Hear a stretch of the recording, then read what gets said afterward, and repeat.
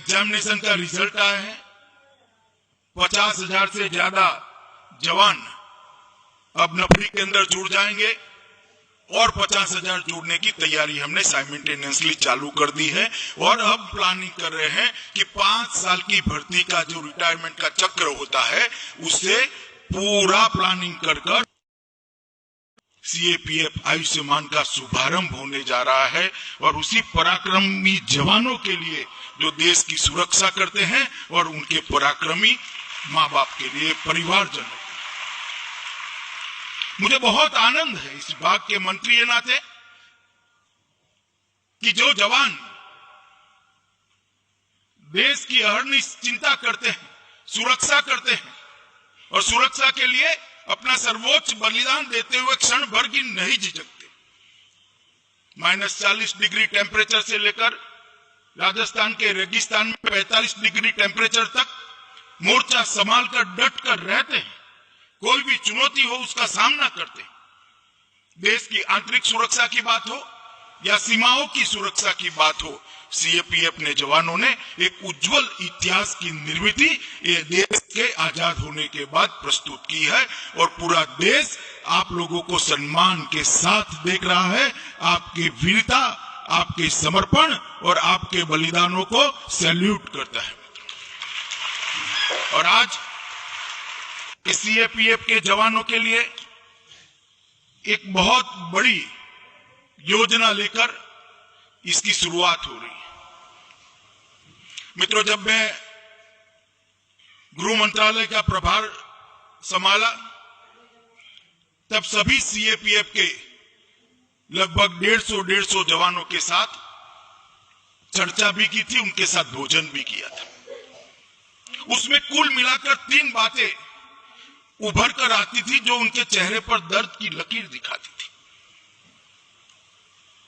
वो दर्द उनको कभी अपनी ड्यूटी करने के लिए बाधित नहीं करता था, मगर एक हृदय में से टीस निकलती थी। एक तो उनकी स्वास्थ्य सेवाओं के लिए जो योजना है वो पूर्ण योजना नहीं थी। इनके रीइंबर्समेंट के लिए, अस्पतालों के अंदर जगह की उपलब्धता के लिए और कई जगह अस्पताल न होने के कारण उनके परिवारजनों को उनको बहुत दिक्कतें आती थी। दूसरा, हाउसिंग का सेटिस्फेक्शन रेशियो बहुत नीचे है। वो असम राइफल की एक राइफल वुमेन ने जब कहा तब मुझे भी लगा, मैंने जाकर मंत्रालय में जांच करी तो 7 अर्थ में सेटिस्फेक्शन रेशियो बहुत नीचे था।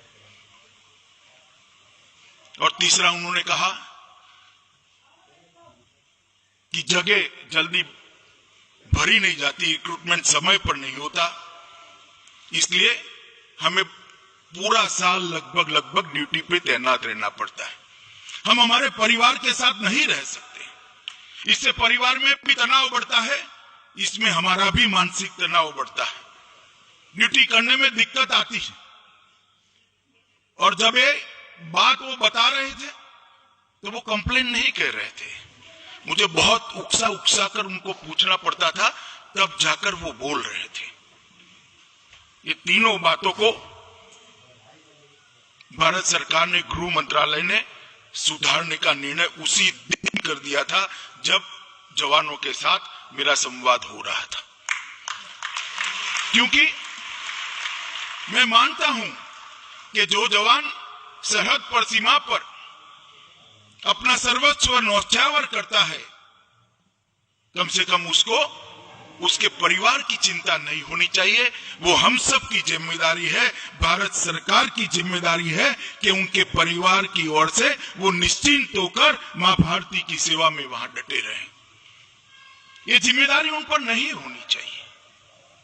और इसीलिए जब सीएपीएफ के अंदर हर सीएपीएफ के लिए रिव्यू की मीटिंगें हुई, तब ये योजना का विचार हुआ। और मुझे कहते हुए आनंद है कि प्रधानमंत्री जी ने जो योजना बनाई है, आयुष्मान भारत योजना, इसका ही एक एक्सटेंशन आज सीएपीएफ आयुष्मान के नाम से सभी सीएपीएफ के कर्मचारी और उनके परिवारजनों के लिए आज शुरू।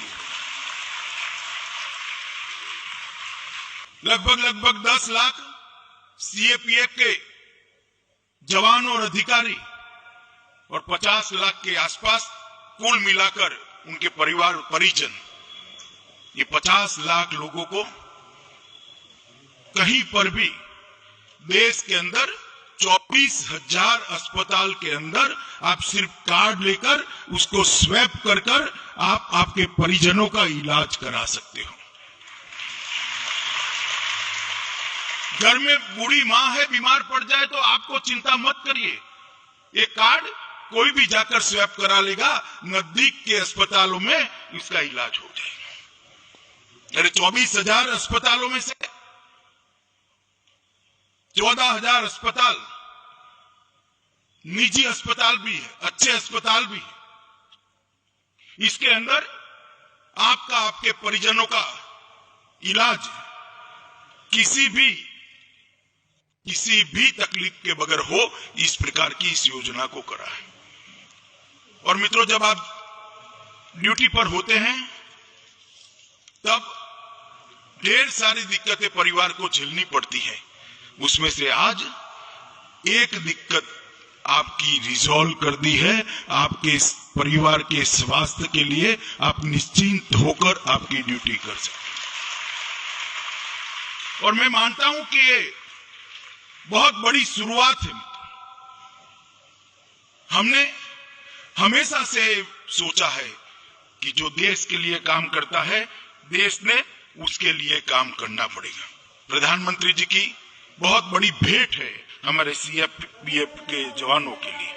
आज मैं इतना कह सकता हूं कि सेटिस्फेक्शन रेशियो 1.5 साल पहले लगभग 36% था और 2022 जब 75वीं साल आएगी आजादी की, उस वक्त इसको हम 55% तक पहुंचाने का काम करेंगे। 55% सीएपीएफ के जवानों के लिए रहने के मकान और 25,000 भवन अभी निर्माणाधीन है। आज टोकन उसका कुछ भवनों का लोकार्पण भी हुआ है।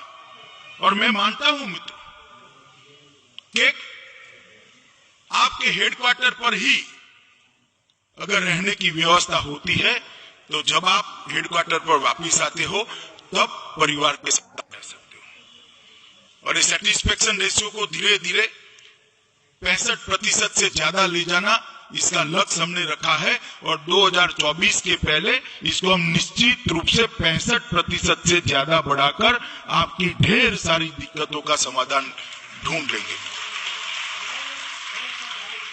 हम ये भी योजना बना रहे हैं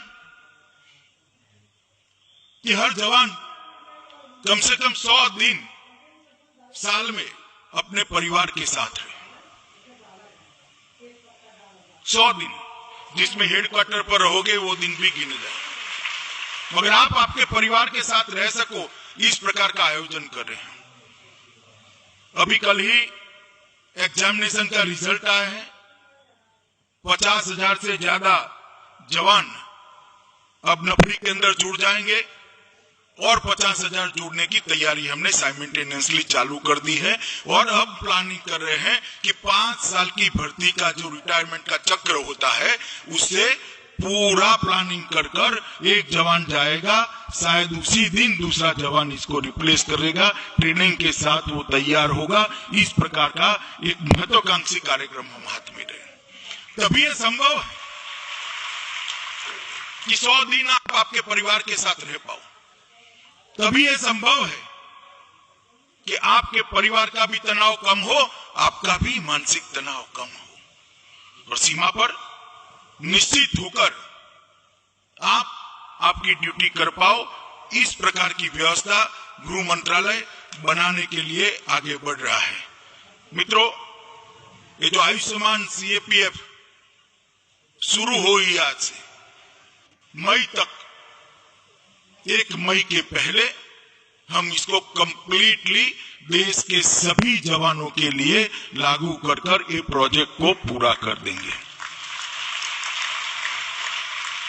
और 1 मई के दिन प्रधानमंत्री जी के वरद हस्तों से पूरे सीएपीएफ का आयुष्मान कवच देश के सामने और सीएपीएफ के जवानों को लोकार्पण करने का काम भी हम 1 मई के पहले पूरा करेंगे। इस प्रकार का एक टाइम बाउंड कार्यक्रम बनाया गया है।